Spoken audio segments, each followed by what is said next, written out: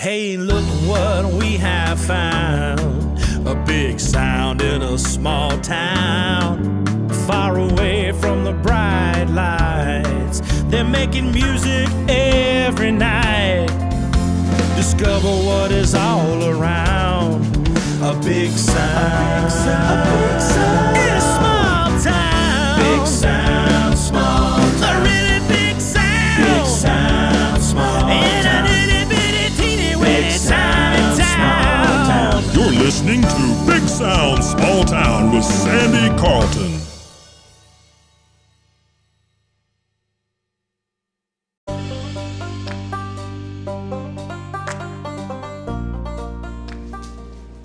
Hi, and welcome to Big Sound Small Town.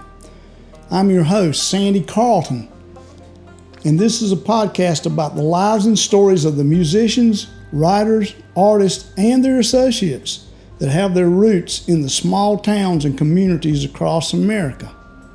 If you like what you hear, tell somebody. Enjoy.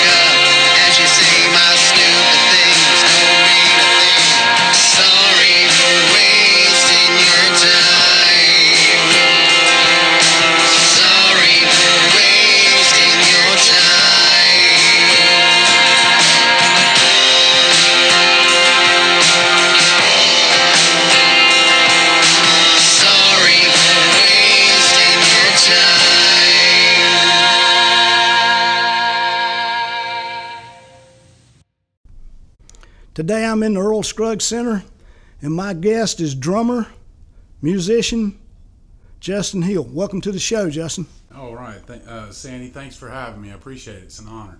Well, I'm glad to have you here now. Tell me what you got going on these days.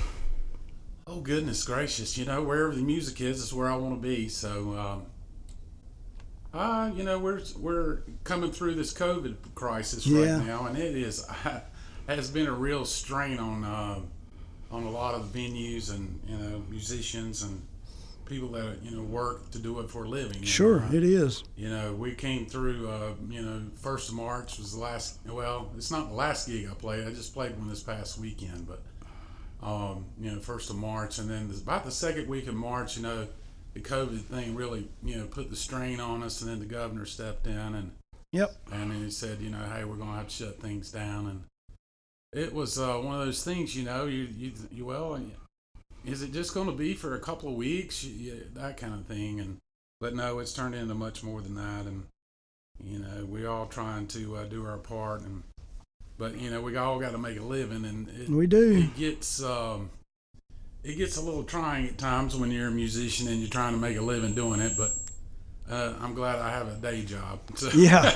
Well, that's always a good thing to have a day Yeah. job. I mean, it's if that's all you do, you're not going to make a lot of money. Well, yeah, you're right about that. But musicians are a different breed of people. They are. I think once you get hooked in music and you get up on stage for the first time with your buddies and you get out there and you start, striking the notes and the chords, there's a feeling that hits you on stage that it'll never let you go. Once you're hooked, you're hooked. You kind of are. It's kind of like a disease. It may be worse than a disease. I think it may be. Wife. It's an addiction, probably. Yeah. Yeah. I mean, I have this theory. Speaking of wives, if you're married to a musician, you get into heaven free. Isn't that the truth? Yeah, the wife does. Anyway. Yeah, the wife. Oh no, the musician, no, not so much. Yeah, but the wife, there's a pretty good chance she's going to get to go. Yeah. So, and sound men are the other people that get a free pass. But so have you always been a drummer? I have. I got my first drum kit in 1978. It was a Gretsch kit. My dad bought me a little jazz Gretsch kit, and I still have it. Really? So yeah, I got started in music at an early age.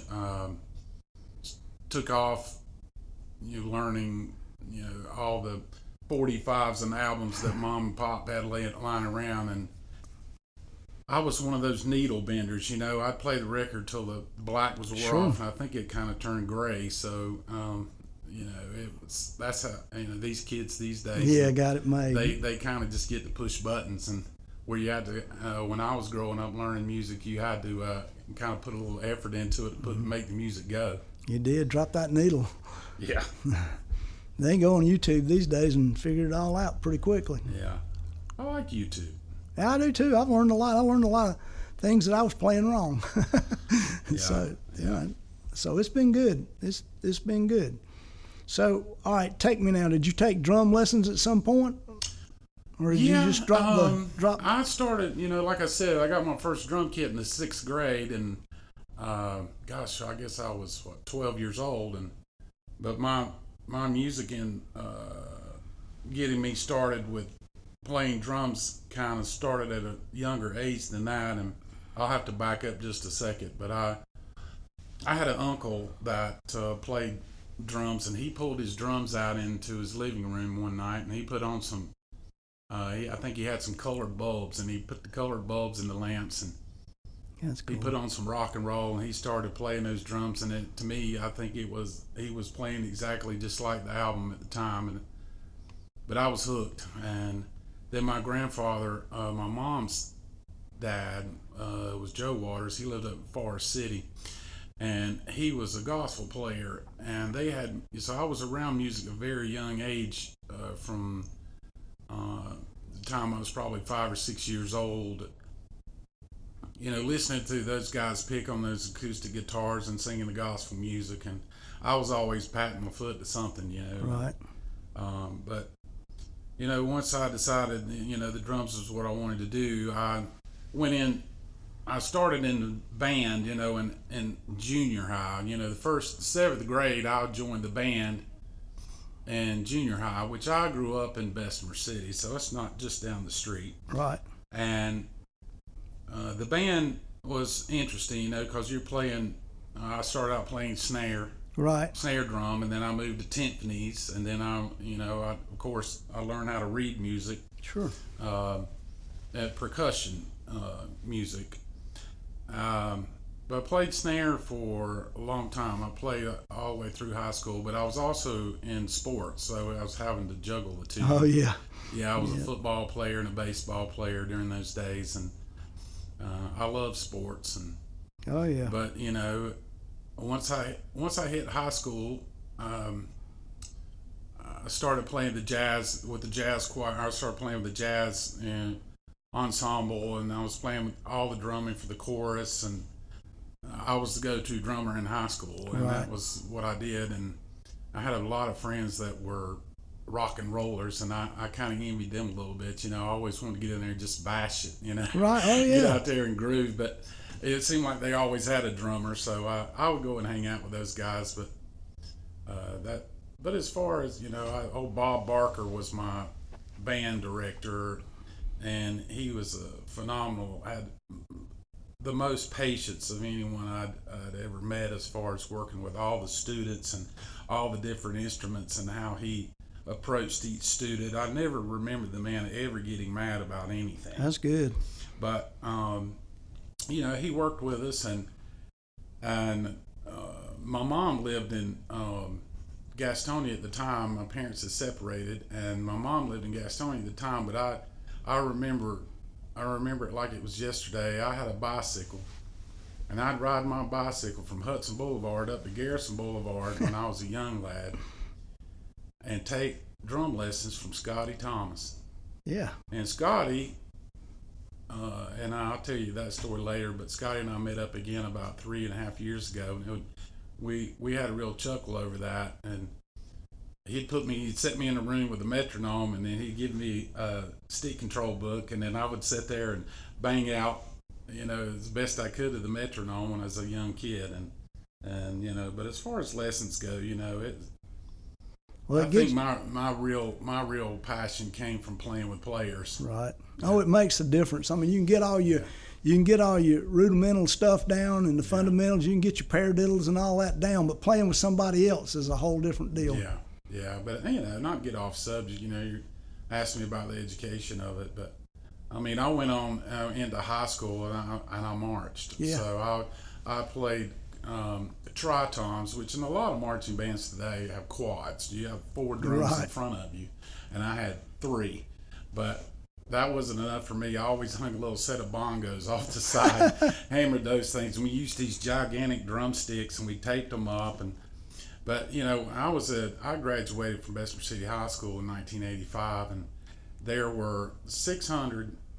It was a 2A school, right? High school. So there was only like 670 students in the whole school. The whole school. You know, that was just 10th through 12th grade, not like it is now, where it's 9 through 12. Yeah. But there were 176 marching band members out of that. That's pretty good. That's great. So we had the largest marching band for a 2A school. That's cool. At every competition we went to, we just mopped the floor. I'm sure. Yeah, so I had a lot of fun with that, and as far as the rudiments go, and you know, moving around on those toms really helped me a lot with my rudiments. And but again, you know, go back to playing with players, and that's really where it's at. It is. So, all right, when did you start playing with players? My first full-time gig, I was 14 years old. So I started playing clubs. Well, actually, I started playing in clubhouses. Like I would play Southern General Motorcycle Club, in Dallas, North Carolina, and I played country gigs there. At 14? Yeah, 14 years old, and then it kind of moved on. There was a couple musicians, but I started playing a full-time house gig when I was 16 years old. Wow. I was the house band for Homestead Lounge in Gastonia, which was a little log house club down off New Hope Road, Union Road area. And I played there, and then that was about a year and a half, and then I played for Mr. Ed's Lounge in Charlotte, which was down off of Albemarle Road, which it was 2 lanes then. Yeah. Now oh, it's yeah. like this huge monstrosity down there. It was kind of countries. Went off down there past the Palomino Club. It was down there on the right. Yeah. Little old block building down there. I remember where it was, yeah. When you pulled up, there's machine gun holes in the side of the building, you know. I think I played there too. Yeah. Yeah. I hear you. But, cowboy boots and cowboy hat and a set of blue Vestalite drums my grandfather Waters let me borrow, and I wore those things to the hilt and back. But house gigs, every Thursday, Friday, Saturday night, playing the same 60 songs. But we had a great band, and it was called the Honky Tonk Unlimited Band. We had fiddle players and great lead guitar players, dual singers. So it was that was kind of the house band style back in those days too, particularly in the Charlotte area. That was pretty much a lineup, Yeah, we had a big band, so we had just great musicians and good harmonies, and I guess that's why I got to keep working as a 16-year-old for a year and a half at house gigs. Right. Oh, it's a great learning place. Yeah, for sure. I've done it. It's a great place to get your act together. It really is a house job. Yeah, you have to grow up a little fast. Yeah, you have to grow up real fast. Too fast. Yeah, probably. It's Yeah. So, but so what happens then? You're playing down there. You're a young kid. Yeah. Well, had you at this point? Did you think you were going to do this for a living? I never did, really, Sandy. I don't know. I came from a family that hard working, blue collar, right? And it, get a haircut and get a real job, right? One of those things. Yeah. And my parents, both my mom and my dad, bless their hearts, they really supported me, through all that as a young child, and me being able to go out and play in these bars and come home at 4 o'clock in the morning. And I don't know that I'd let my son do it, but from that point, I went to Western Carolina University. After I graduated high school in 1985, I went to Western Carolina University, and I wanted to go into multimedia. I wanted to work at radio gigs or television stations in the background, producing something to do with music. Right. And I went up there, worked radio station. I did the news, and I did a rock show on Tuesday nights, and so I still played some music, but when you leave your peers like that in your circle, you kind of get away from it. But, you do. And I always kept the drum kit. So, continuing on through Western, and then as life goes on, I got a real job, and I got a real job and kept working, and really just. It's only been I guess it was back in 85, so about 1994, 93, I started playing with my dad. My dad's a bass player, and he worked for Southern Bell and all that over the years in Gastonia. And I had a front man, and the name was David Schaefer, and he was... Bless his heart, he's passed on now. Actually, that's a whole nother story I could tell you. But we started a band called Crowded Sparrow Band, and we did some demos. And so I played with them. I don't know if you remember the Tillman's Music Store in Gastonia. I do, yeah. Well, the two brothers that were down there. I remember them both. Donnie and... Yeah. Donnie and... But we had... one of the Tillman brothers played guitar for us as lead guitar in that Crowded Sparrow Band. So we had a lot of fun. We played probably 20, 30 gigs together, parties, or we'd play in Gastonia. And that era was Casper's was down there. Mm-hmm. There was several clubs in the area that you could go and play and visit and listen to other musicians, and so I kind of did that scene for about 6 years, and then life moves on, and I moved to Marion, North Carolina, which is where I met my wife, and started working up there. Now, I met a bunch of wonderful musicians in Marion, North Carolina. There's a lot of good musicians there. Yes, there is. Bluegrass pickers, from, just smoking guitar players, fiddle players, upright bass, you name it, they're there. They are. I agree. So I got in with a group in Marion, and just about 12 or 13 of us, and whoever was free, we just went and started jamming. And so I work with all sorts of different musicians up there, from anything from country music to jazz to bluegrass, and spread my wings, if you want to call it, and working in the different areas and the different genres. So I had a lot of fun doing that, and then I moved from Marion to Shelby, North Carolina, where my son was born in 2000. My son was born in 2002. His name's Judah, and just a wonderful child. And so I brought all the music equipment here, and I didn't really know a whole lot of people. I had all the high school crowd and all that, but I wasn't on Facebook or anything like that. I didn't join Facebook until, about maybe 4 years ago. I didn't until I put this podcast up. 4 years ago. Somebody said, "Oh, you need a Facebook page." I'm like, "Really?" I'm just old school, Sandy. I'm one of those people. I still like to, write a letter, and sure, I would, rather mail the check, that kind of thing. Yeah, I do. But I'm just old school, and that's just how I like things. But I have to move on with the times and keep pace. But right. But anyway, I came back to Shelby, and then I picked back up playing regularly here 3 years ago. So I really got my legs back under me in the rudiments, and it didn't take me long. It was kind of like riding a bicycle. Yeah, well, you'd had it schooled in you pretty hard early on. It was pretty much etched in the stone of the brain, and so I started playing again, and then I had a friend of mine, Art Mooney, which lots of folks know Mr. Mooney. Yes, and they his do. Family, but Art had a drummer that was going to have some surgery, and they invited me to come and play with them. As he couldn't play the gigs, or his shoulder would hurt, which was Mr. Scotty Thomas out of Gastonia. He was just a phenomenal player in his own right, but we're totally two different drummers, of course. But is that not the guy you took the lessons from? Yeah, it's the same guy I took the lessons from, and that's the 40-year return. Right.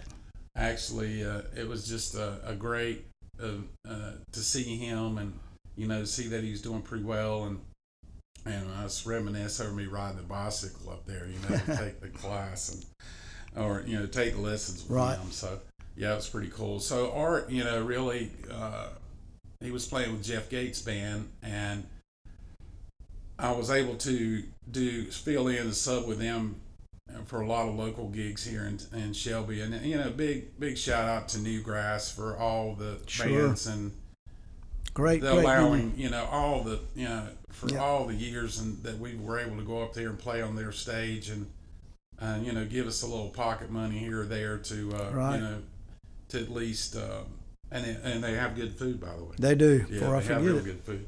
So thanks to those guys, and there's so many venues in Shelby, and it's such a big musical town. It is. That it people probably don't realize it. I'm Charlotte Musicians and Charlotte Musicians Network, down in Mecklenburg County. All that's wonderful, but there is such a hometown feeling about the players here in Shelby and Cleveland County. I mean, you can go on and on and on about the folks here that play music. Sure. So I'm, really just ecstatic to be here as a drummer, and there's a lot of opportunities that that have came my way, and but getting back to the story, Art brought me into the scene, and then I played live gigs again. And was I nervous? When I first did the live gig, of course I was. I mean, you're gonna have butterflies, but sure. But once the first note strikes, you're all that goes away, and you just play. And so I was ecstatic about that, and as I started playing gigs over time, I met Nikeo Wallace, and Nikeo's a great drummer here in town. He is. Nikeo's I think he's sought after quite a bit as far as sub drumming or just doing some tracks or something. But he's been a guest on the show. He's a fabulous guy. Yeah, Nikeo. So in the last year, Nikeo has referred me for a couple of gigs, and I can't thank him enough for that. That's a good reference too. But if Nikeo says you're good to go, you're good to go. Yeah, Nikeo said, I'm getting phone calls from these people. I'm like, how did you find out about me?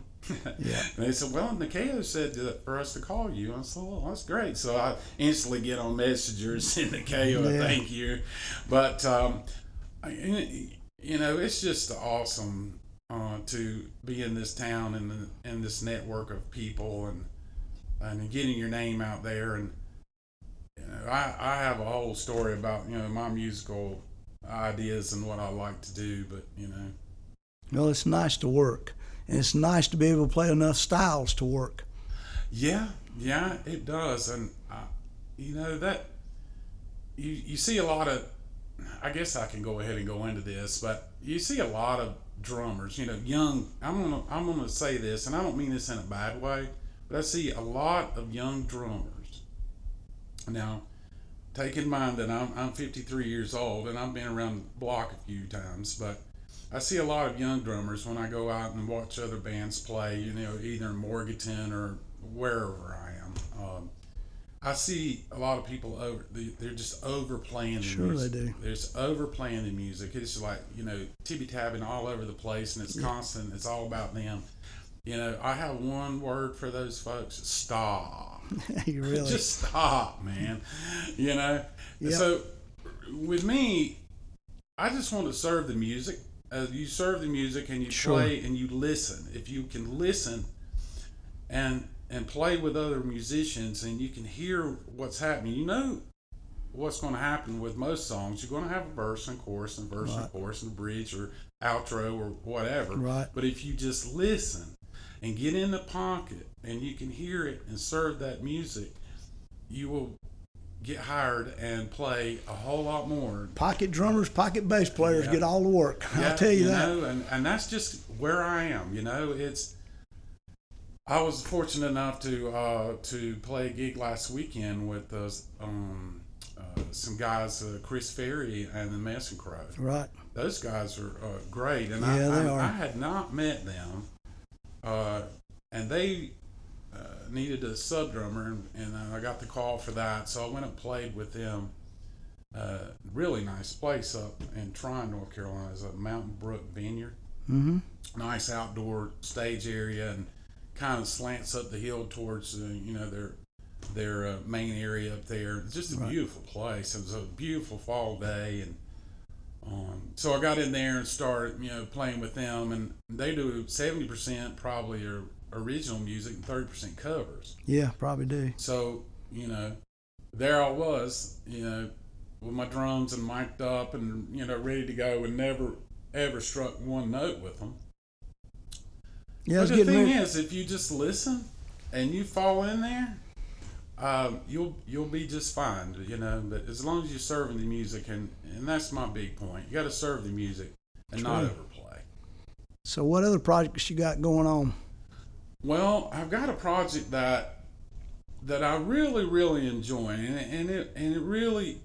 This started about a year and a half ago. I met a guy here in Shelby, and his name is Jeff Barger. And Jeff is a heavy metal guitar player, singer. And He played in original band in Charlotte and was real popular in that area. So with a band called I want to say it's Red Sephra. He's gonna kill me if I get the name wrong, but excuse me. But Jeff has been living here in Cleveland County, 5 or 6 years, and he and I met, and he needed a drummer, and he could play every other instrument, and he can sing, and he was a producer, and he could mix and engineer, and he and I met, and I started in with him, and what has now become St. Barger Hill. Okay. We're hoping, and we're working on getting through an album. We have 5 songs that are on YouTube now. Anybody wants to look that up, it's St. Barger Hill. There you go. On YouTube channel, and you know we can. We've got five songs, original songs there, and we have 18 more in the can. It's just getting them, getting the words to it, getting it done, so we can finish the album. And what we're hoping for is to finish the album, and then just stock 30 more covers in on top of it, and then start playing out. So right. That's kind of the goal, but we're in no busting hurry. We're old men, we're just old. I do understand. Trust me, I do. I understand that well. Yeah. But and the thing is, no matter how good you cover, no matter how good your original songs are, you have to have covers if you want people to hear your original songs. Yeah, and people want to relate to something when they listen to music, and if it's relatable to them, all songs tell a story. They do. For the most part, you're telling a story, and how you present your story, whether is with excitement or you're angry or you're happy, or there's all different styles of that you can play to get your listener to set the tone or the mode of what you're doing, what you want the listener to hear, and how you want them to react to it. But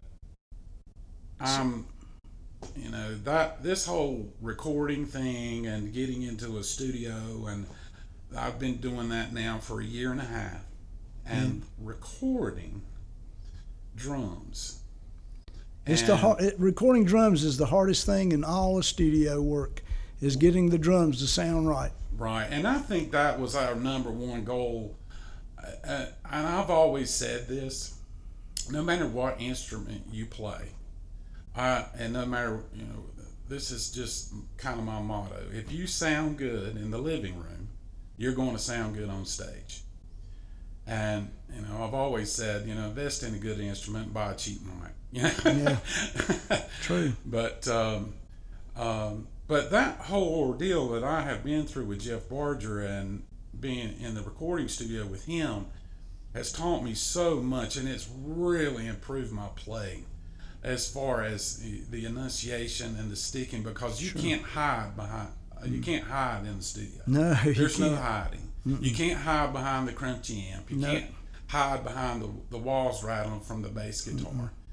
In the studio, every note is heard and felt, and you have to really, really be on your game to be able to pull it off, to make it sound good. You do. So, with that being said, it's just been a joy and a lot of fun for me, and it's kind of my out. Lots of people read books or whatever they do for their outs, but my out is music. And, that's a great one to have. From the grind of the daily activities of being a realtor here in town. Yeah, it's been a therapist for me, music has. So. Oh yeah. Well, now can you still be reached to do sub jobs? Oh heck yeah! You can reach out to me on Facebook, Justin Hill. Send me a message on Messenger. I'll be glad to work with anyone.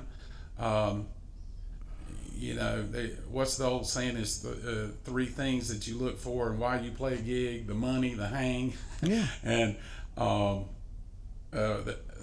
money and the hang and the music. True. And what kind of music you're playing. But I'm always open to being able to play with folks. And if you need a drummer or someone to, either if you need me to lay a track for you, I'll be glad to do that in my studio, or I'll come to your studio and lay a track down for you, or whatever you need. And if you need somebody to just go play outdoor gig with you, or an indoor club gig, and you can't, your drummer's sick, or your drummer got hurt or surgery, or whatever the case, I can adapt pretty quick. All right, bands and individuals, you heard it right here from the man. He's available if you need somebody. Well, I tell you what, it has been a great story that you've had. I've enjoyed having you as a guest. Anything else you want us to know before we close out today? Well, I got to give my shout out to my Bessemer City guys, down in Bessemer City. Sure. Just a guy that I have been around since I was a small child. We played football together, Scott Splone. Okay. And Scott Splone owns Splone Amplification, and he let me work last year with those guys. He does sound production. Yeah. So I was able to work with him last year, and we set up his big PA system, and we worked Belmont Friday nights. Yeah. We were down in there, and he also has a mobile stage we can bring in and that's set good. up. But big shout out to him and Sure. Brian Smitty Smith and for those guys for working with me, on all the new Midas board and all the effects and all that stuff that goes into it. So big thank you to those guys and all my friends in Bessemer City. I love all of you. But Sandy, thanks a lot, and I really, really appreciate the opportunity to be here. It's an honor, and thank you for you guys coming. just keep on rocking it out. I hear you. Thank you a whole lot for coming. You're welcome. I appreciate you.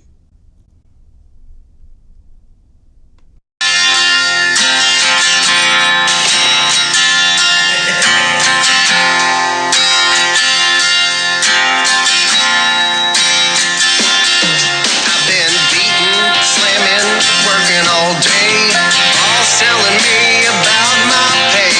No raise inside, just doesn't seem right. Takes all I got just to stay.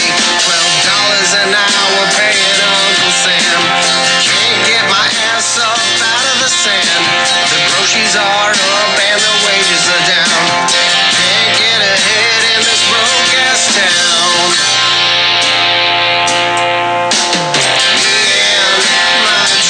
Time sitting on my swing, sipping on shine, catching no flag on this fishing line. Nobody in my face, just me and my grave. It picks me up when I'm feeling down. A peaceful, easy feeling all around. In this place they can't knock me down. My tranquil time away from town.